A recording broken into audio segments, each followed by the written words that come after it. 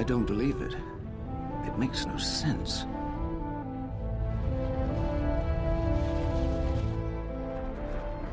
There is something so strange. Perhaps you can suggest some fantastic explanation.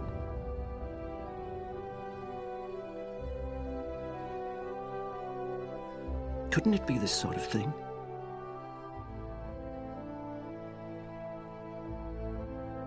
He turned the drawing around.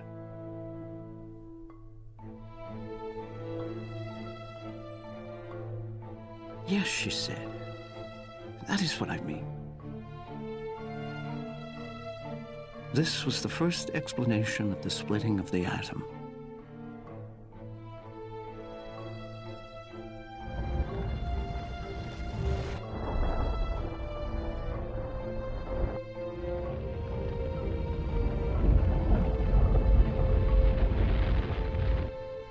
Robert Oppenheimer said, impossible.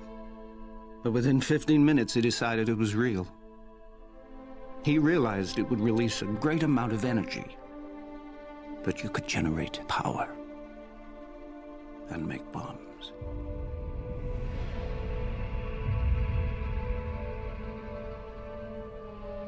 Within a week, on Oppenheimer's blackboard,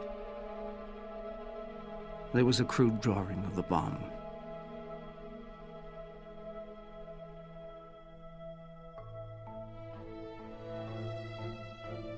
Enrico Fermi stood in his office and looked out over Manhattan. He cupped his hands to the size of a tennis ball. A little bomb like that, he said, and it would all disappear.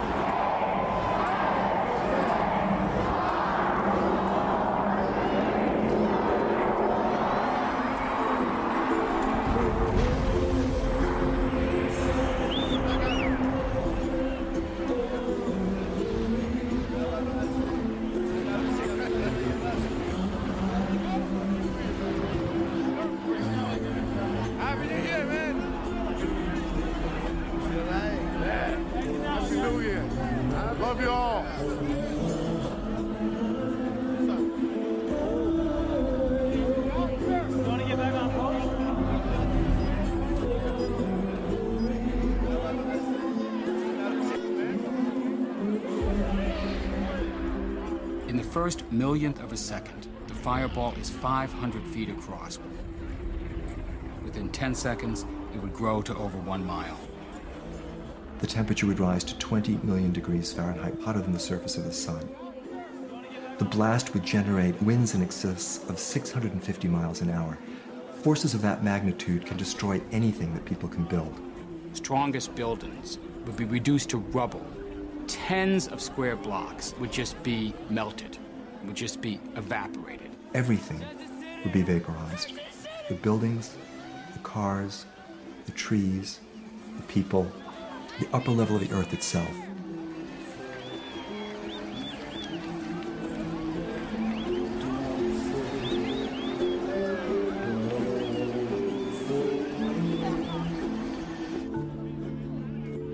There were 76,000 buildings in Hiroshima. 70,000 of them were destroyed. The hospitals, the fire stations, the communication equipment, the military installations, everything just flattened. The first 5 to 6 miles, virtually everyone in that 5-mile radius is going to die. Somewhere between 3 and 4 million people dead immediately in the first 5 miles. If you're lucky enough to be 8 or 9 miles away from the blast, then you would experience it as blast effects, windows being shattered. Big enough to shatter every window and turn it into hundreds of missiles flying outward from the center of the explosion at speeds more than 100 miles per hour. After the blast, it's the firestorms that would just combust everything in sight. Everything flammable would burn.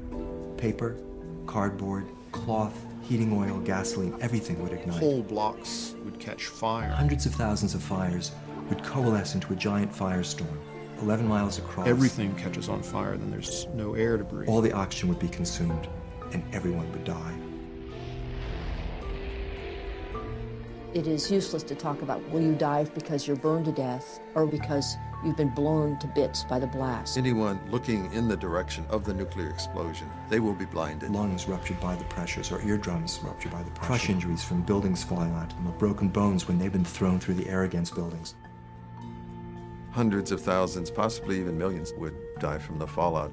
The body does have a repair rate for radiation, but the doses are so heavy and coming so quickly that it will overwhelm the body's repair mechanisms. The 450 to 700 rad dose kills you because it wipes out your blood cells. Over 3,000 rads, you will go into seizures, immediate coma, and you will die within a matter of minutes to hours. Most of the doctors are going to be dead. Most of the nurses are going to be dead. Most of the hospitals are going to be destroyed.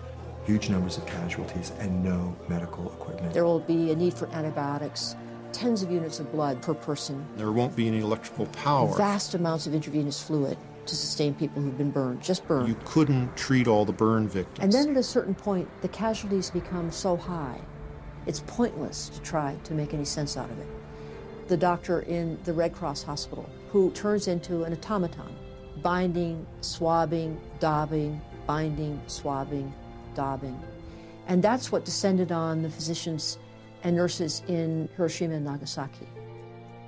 Someone would surely claim they had 10 more that were already hidden somewhere, and they'd start setting them off unless their demands were met. Every other big city is going to wonder whether they might be a target. Public panic, people fleeing major cities. You could forget about rules about search and seizure. You're going to have to be searching everywhere. You can forget about civil liberties when people realize a whole city was just destroyed. You take the Bill of Rights, you put it up on a shelf, and you might never see it again. People would be demanding draconian measures to make sure that another city didn't go up.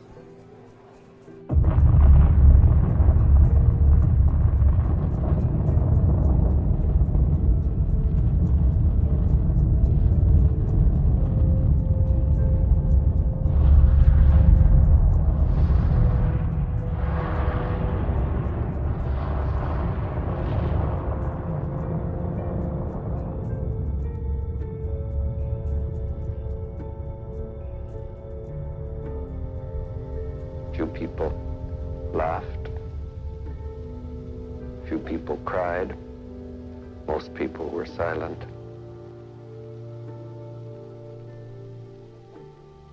I remembered the line from the Hindu scripture, the Bhagavad Gita.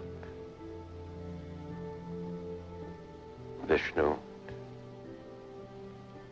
is trying to persuade the prince that he should do his duty, and to impress him takes on his multi-armed form and says, "Now I am become death, the destroyer of worlds."